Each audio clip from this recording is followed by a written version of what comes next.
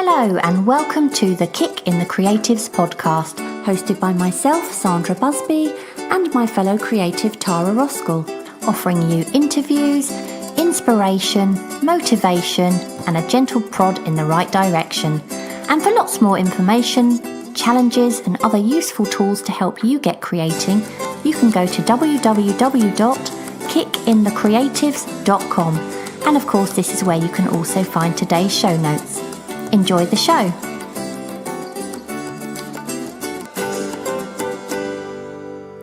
We recently asked on social media what topics you'd like us to cover. Nia Edmunds was interested in advice on selling her art. So this week we've got a guest, Cory Huff from theabundantartist.com. Cory has a unique blend of expertise in the creative industry, along with the experience of working in online marketing. He now helps artists to market and sell their work, offering advice through his blog, podcasts, courses, book and coaching. We hope you enjoy the interview. Okay, so Cory, first of all, can you tell us a little bit about you and your background? Sure, absolutely. So my name's Cory Huff, and I am the founder of The Abundant Artist.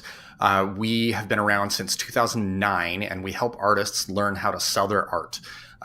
We've worked with literally thousands of artists over 10 years, and it's been a lot of fun. I've got a book out with HarperCollins called How to Sell Your Art Online, and we run the Abundant Artist Association, which is a professional trade association for artists who are intending to make a living from their work.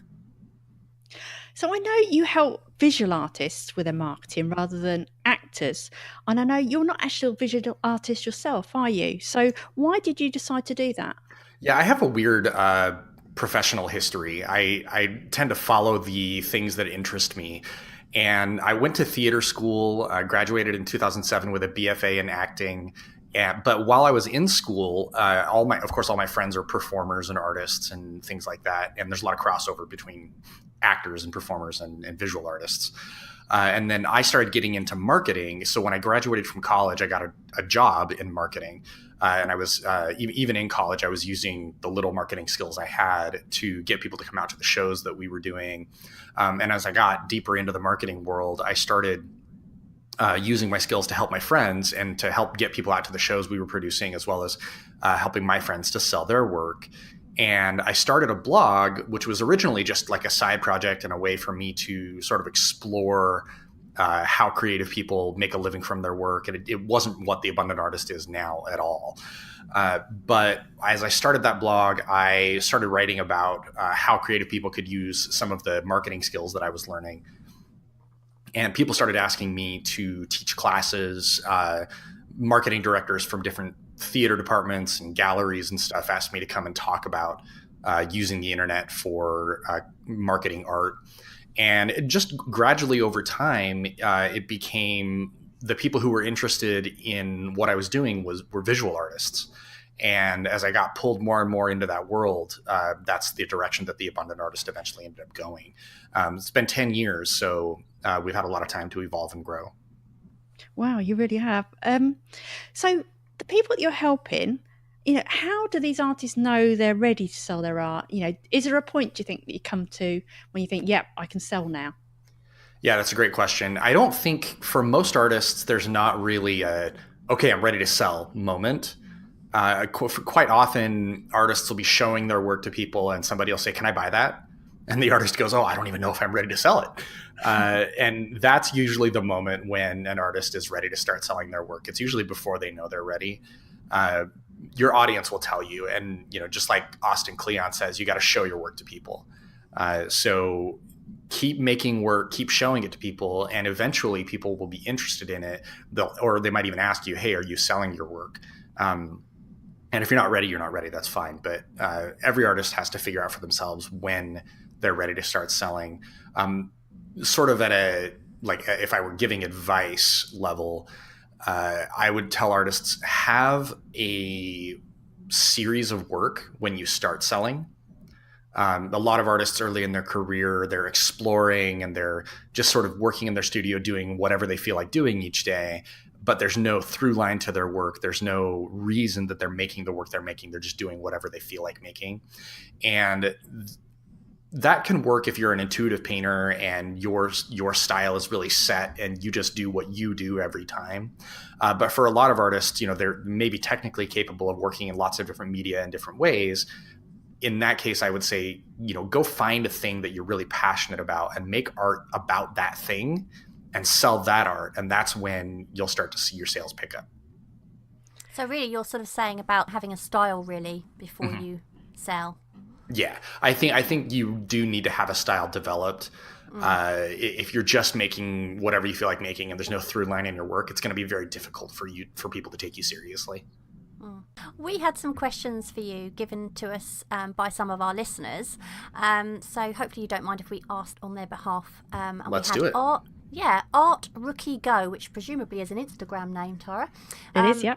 Asks, how does an artist go about finding an audience for their work? Have you got any advice you can share on that? Yeah, lots. Okay, so how does an artist go about finding an audience for their work? It starts with just showing your work, right? So we've talked to thousands of artists now in our workshops and courses, and I see sort of a process that happens for most artists. Call it the hidden path. And it's the stuff that they don't really tell you in art school. And it's the stuff that most professional artists know, but they're so busy being professional artists, they don't really share it with the up and coming younger artists. So it really starts with just showing your work in any place that you can, right? And in the beginning, obviously, it's just going to be the people who show up are going to be friends and family. So you show your work at a local group gallery show, or you show your work at a restaurant or a coffee shop or wherever you can, and you invite the people that you know to come and see it, right? And so in the beginning, it's just like your mom and your dad and your brothers and sisters and maybe some of their friends, right? And what you want to do is you want to start asking people, what are your reactions to my work? What do you think when you see this work? How do you feel when you see this work? All that kind of stuff. And then when you sort of start to gauge their reactions, then it'll give you feedback for how you can start talking about your work. And then when you start talking about your work, using those emotional words or using sort of the common ways that people react to your work, then the people who are attracted to those kinds of things will start to see your work and see people talking about your work in that way. And that's sort of what the beginning of the process looks like. And it's very messy and muddy. And I've given a very succinct explanation, but it does take time to figure that out. Now, for some artists, they're like, I paint vineyards. And if you paint large paintings of vineyards, then that's what I do. Right. And then in that case, it's relatively straightforward. Some people do pet portraits. And so their audience is people with pets. But for a lot of artists, maybe they make large scale abstractions. It's much harder to find an audience for that. And what I've just described is more the process for those kinds of artists. So that really sort of sounds like psychology, where I know if you're like talking to someone, you repeat back what they've just said. They really think you're listening, and it's almost that. Is that what you do? Yeah, basically, you're when you at the beginning of your career, you're really doing research. You're figuring out how people react to your work and what they say about it. And that's really useful because for us, when we make creative work, we have our own biases and what we think the work is about, which might be totally different than what other people perceive when they see it. So it's really helpful to get that outside perspective. Okay. So in your book, have you got any examples that you could share of people who have actually gone about and done that? Yeah. And we have a list of artists who we've done case studies and success stories on, but I'll just give you a couple of examples. So Anita Nowinski is an artist based in the UK where you are. And Anita does these beautiful oil paintings of flowers, and she does them quite large, 4 by 5 feet, 6 by 8 feet, that kind of stuff. And she knew that the people who love to buy flowers would probably love her paintings. So what she did is she went to the UK Flower Growers Association, which is comprised of a bunch of farmers that grow flowers. And she said, hey, I know you have an annual show where you show all of these thousands and thousands of flowers to people, and 100,000 people come through the show every year. Would you be interested in showing some paintings at that event as well? And after some negotiation, they were super excited because they loved her work. And she sort of positioned it as a way to, with Brexit coming, she positioned it as a way of promoting UK-based flower growers, right? And so what ended up happening is they ended up featuring her at this show as the solo painter, with over 100,000 people coming through the show earlier last year. And she was able to put up, I think, about 50 pieces of art at that show. I always think a lot of people expect people will come and find them to buy their work. It actually doesn't work like that, does it? You have to go and find your audience and find them rather than them find you. Yeah, and that's absolutely true. And in Anita's case, she was the first person who had ever pitched that idea to the flower growers, and which is astonishing to me because it's a huge audience and there's lots of people that paint flowers.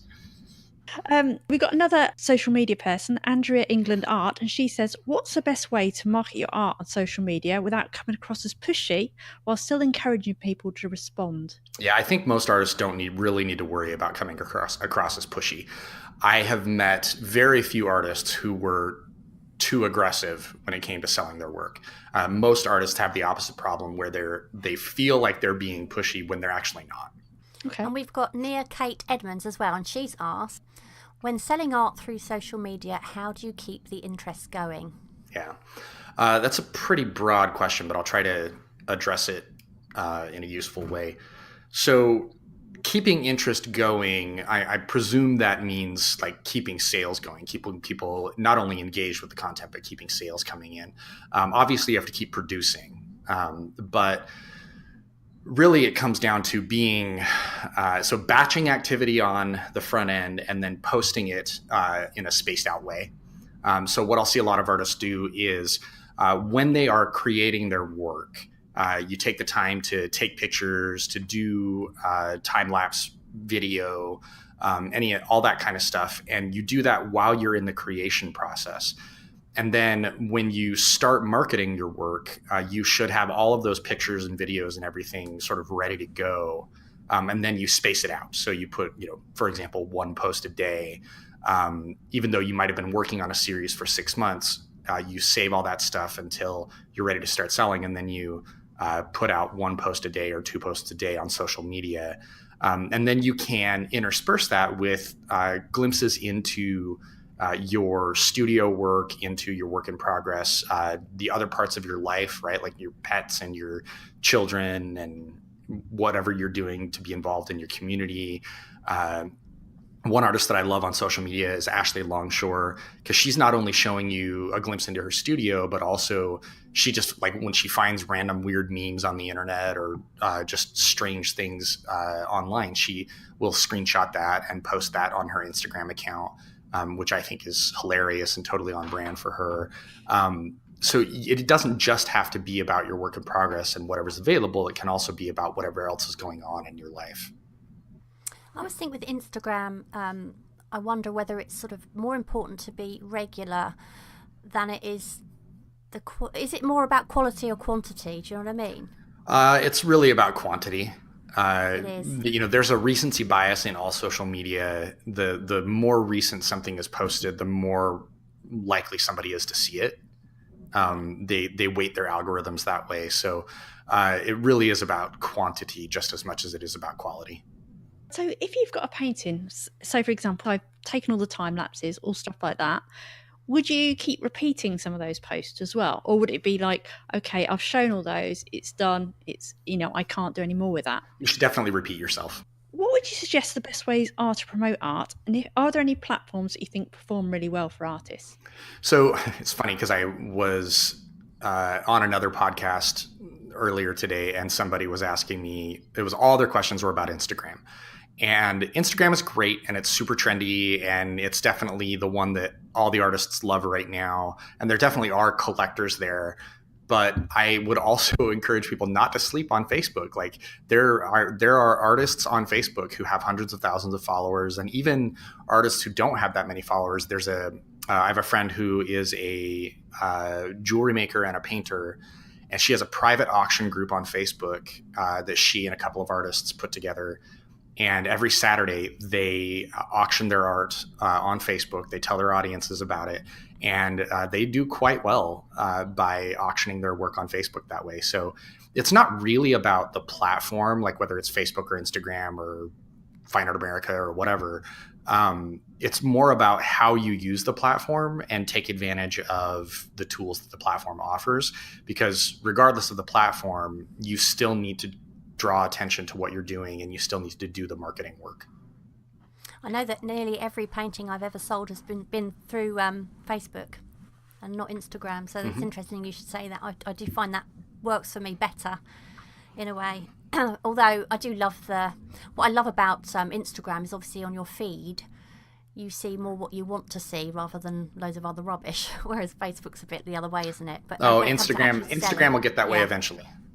Yeah, it can't be like this forever, can it? Nope. Just you talking about doing an auction on Facebook. How would you go about doing an auction?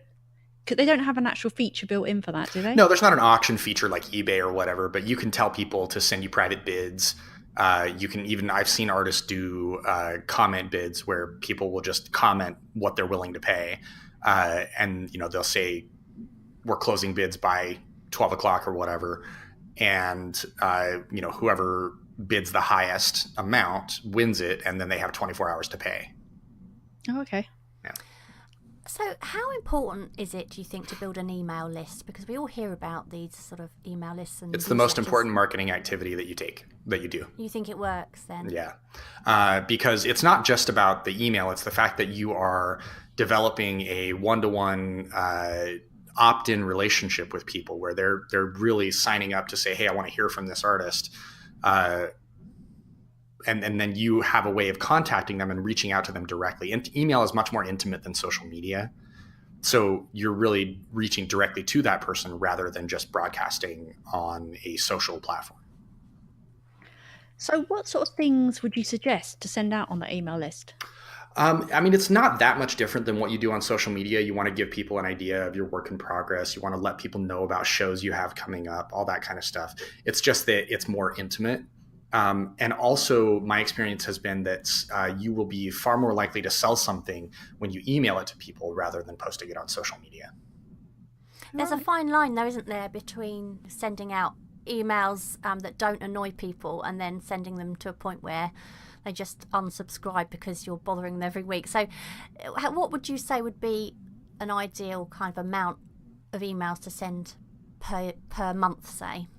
So I know artists who email every day and are doing quite well. So it just depends on what sort of expectations you set up and what you're trying to do with your email and whether or not you do it in a compelling, interesting way. So I think once a quarter is probably not enough. I think once a month is probably the minimum because people receive so much information. You have to remind people that you continue to exist. Now that's a little different with your top end collectors, right? If you've got people who are paying thousands of dollars for your work, and they're your best buyers, you're probably not going to put them on your weekly emails or whatever. You're going to email them first, specifically directly, when you have new work available. But otherwise they probably don't need to know, if they're going to follow. I would offer the option of having two different ways of being on your mailing list. And then, it's just a matter of, can you tell a good story with your email, and can you do it in a way that makes people excited to open your emails versus, just another email from just another artist. Would you sell directly from those as well with Buyitnows, or would you? You would. All right. Okay. Yeah, absolutely. And are there specific methods you would actually use to sell? Is there any platform that really works well for that, or is it just simple PayPal? PayPal's fine. Ideally, every artist would have their own website with an e-commerce platform where somebody can pay with a credit card or with PayPal. That's the ideal. And that's relatively easy to do now, whether you're using Shopify or Squarespace or WordPress or something else. It's really trivial to set up your own e-commerce shop. And there's really not a good reason for most artists to not have that at this point. So is it worth promoting posts on social media or doing any other sort of paid advertising? Yes. It depends on your margin. It depends on how much money you have to invest up front. For most artists, if you're going to invest in paid advertising, whether it's on Facebook or something else, you need to have a few $100s that you can burn to learn how to run the platform, because you're gonna waste some money at the beginning until you know what you're doing. But yeah, I do think that it's worth investing in paid advertising if you want to put in the time to learn how to do it. But I don't think you should do that until you have a business that where you know your story, you know the value of your work, you know who you're trying to target. Basically, you've demonstrated that you know how to sell your work, and then paid advertising is the thing that adds fuel to the fire once you know how to sell the work. Okay. And we had another message from Chaco Kid, who wants to know about pricing. And she asks, what do you think is a good way to decide what to charge for your work? Perhaps you could share the story of how Matt LeBlanc decided to price his art? Yeah, absolutely. So Matt LeBlanc is he's a client and a friend of mine who's been around for a long time now. I used to say he just started, but it's been like 12 years. Matt, when he first started painting, he had a day job and he was trying to figure out, how he was going to sell his work. So he lives in Moncton, Canada, which is a relatively small city, not that large, maybe 100,000 people or so.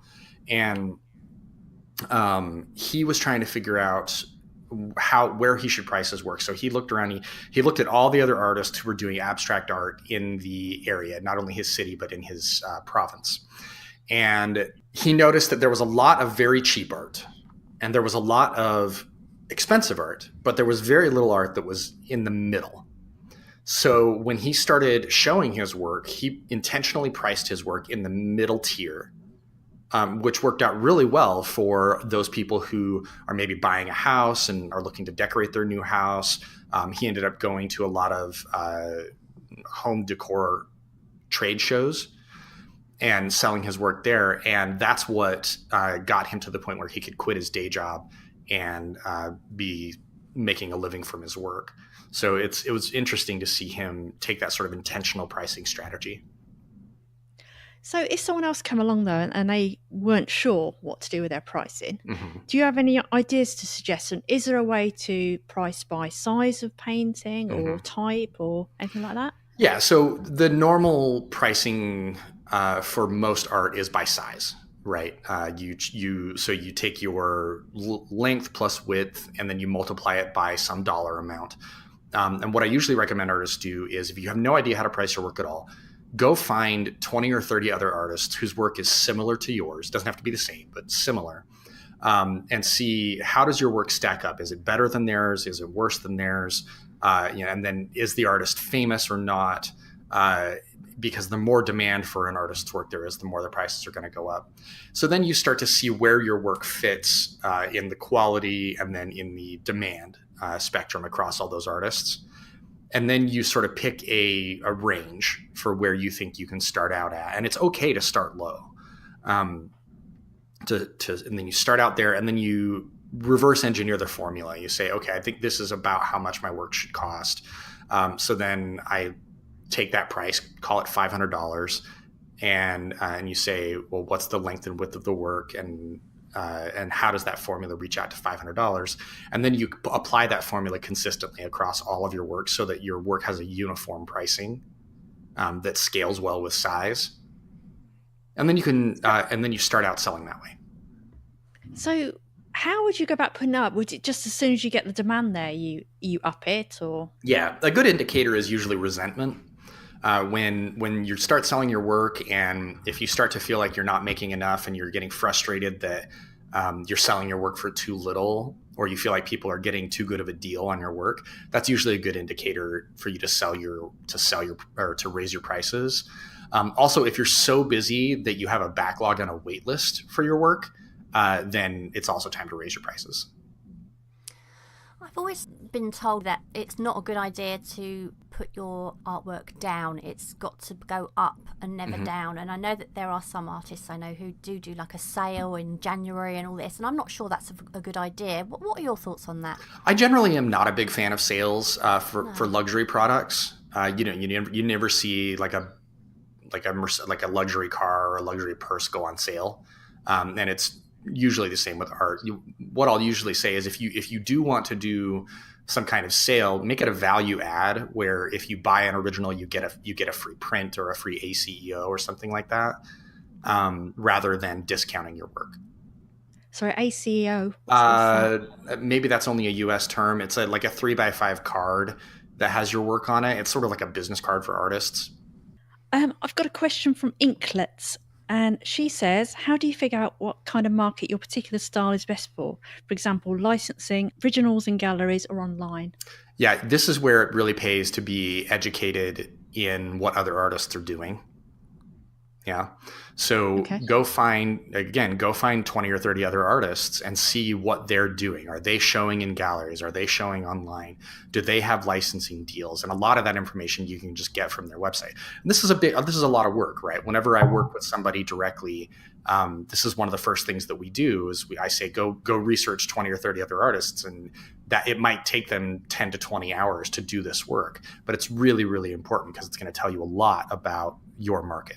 So if you were talking to a novice artist who's just starting to sell, what would be your top tips on things that they should concentrate on most? So stop messing with your website, stop worrying about the latest social media algorithm, and look for as many opportunities to show your work as possible, both online and in person, and have as many conversations as you can with people who, even if you're not sure they're going to buy, just have a conversation with them about your work, and try to show as much as you can. So last year we did an interview with Jesse Reno, who's an artist that's based here in Portland, Oregon. And when he was starting his career, he was a mail carrier. He delivered mail every day. And he set a goal for himself to talk to 10 people each week about showing his work somewhere, whether it was in a gallery or a cafe or somewhere else. And he wouldn't let himself paint until he had spoken to 10 people about showing his work somewhere. And now he is a phenomenally successful artist. His canvases sell for $5,000 to $10,000. He's got a big studio here in Portland, and he's constantly flying all over the world to give workshops. So it worked for him, and it's kind of sort of an intense way to do it, but I think that's a good way for a beginning artist to do it. Just a quick question. Which platforms, I don't mean social media, but like say Etsy or some of the art selling websites, do you recommend? Are there any that you think really work for people? The best platform is your own website. Okay. Because whether it's Etsy or eBay or whatever, they're not going to sell the work for you. The only way you're going to get consistent sales is to market yourself. And if you're consistently driving people to somebody else's website, you're just making them more money. So you might as well spend the same amount of time and effort to send them to your website so that they buy from you. So would you set up those platforms as well, or would you just not bother with those at all? I think they're really good if you just don't have the time or the money to invest in getting your own website. Then sure, set up a third-party platform and have some work on there just to get started, and then having a few pieces on Fine Art America and Etsy and eBay and all those other places, it can't hurt you, but I don't think it's a big priority. So how much time do you think an artist needs to set aside to market their work in order to earn a full-time living? 50% of their time. 50% of the time you spend on your business should be marketing yourself. I know a lot of artists are really reluctant to do that. Mm-hmm. But I guess there's no way around it if you want to be successful. Not in the beginning. It's not the fun part, is it? The fun part's creating, and the other part's sort of boring, isn't it? Well, you can learn to make it fun. I mean, if you are one of the problems with social media is you're not engaging with a person, right? And so it can start to feel like it's just boring administrative work because you're just pushing buttons on a computer or a phone. But if you start actually interacting with your audience and talking to them and asking them questions, then it starts to become more like a conversation. So you need to find ways to make it fun for yourself. If it feels like pulling teeth, then you're not marketing yourself in the way that's best for you, probably. Now, you mentioned asking your audience questions. How would you go about doing that online? What would you ask people? What sort of thing? You literally type out, when you post something on social media, you could literally type out, hey, how many of you are going to be at such and such show next week? Or, hey, this is one that gets a lot of responses. Post a work in progress or a finished work and say, I'm not sure what to title this. Do you have any suggestions for titles? And people love to title other artists' work. So they feel like part of it, almost, I guess. Yeah. So can you tell us a little bit about the courses that you have to help artists, and also your book, How to Sell Your Art Online, Live a Successful Creative Life on Your Own Terms? Sure. Yeah. So How to Sell Your Art Online, it came out in 2016 with HarperCollins, and you can get that book just about anywhere. In the book, it's a good overview of what tools are available online, what you can do to sell your work online, and sort of the process that we go through of how to identify your target market and what makes you unique as an artist. Our courses and the Abundant Artists Association is all of that taken to an even deeper level. We're actually doing enrollment for How to Sell Your Art Online 101, which is our flagship course right now. It goes through this Saturday. And the course is really designed, it's about 30 to 40 hours of work on figuring out what makes you unique from other artists, who is the person that you're trying to reach, and how to tell your story as an artist, the story of how you became an artist and the story of why you make the work that you make.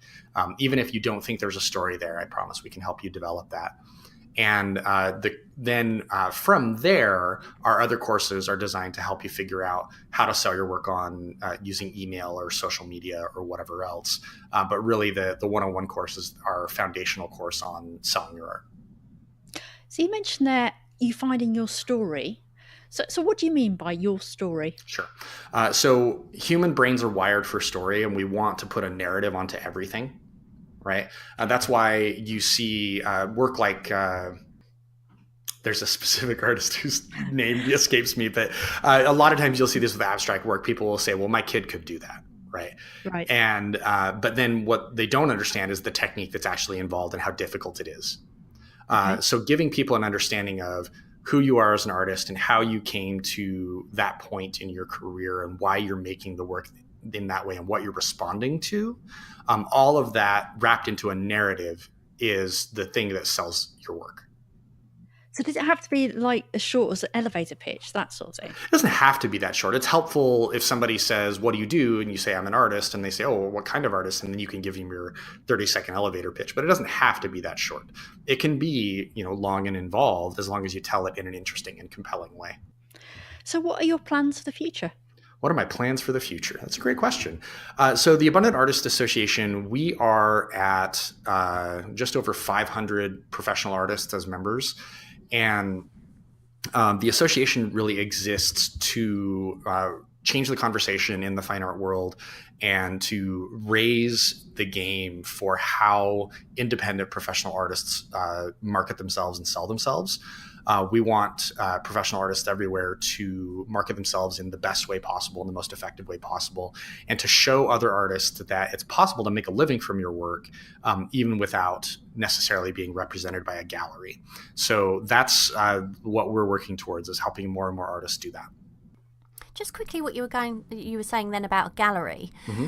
I mean, obviously, years ago, people have always been sort of saying, oh, my goal is to get into a gallery. What are your thoughts on that these days? I don't think people need to do that anymore. Am I right there? I think it's tough because the very best galleries are still going to sell your work like crazy because they have a stable of wealthy collectors who love to buy art. And if you get into one of those galleries, then you're relatively set, at least for the short term. You might sell work for tens of thousands or hundreds of thousands of dollars, and that's great. But then there are lots of second tier and third tier galleries that may or may not be great. I don't think it's necessary to be in a gallery, but getting into the right gallery can make a huge difference for your career. To your value, you mean? Mm-hmm. As in, people take you more seriously if you're in a gallery, do you think?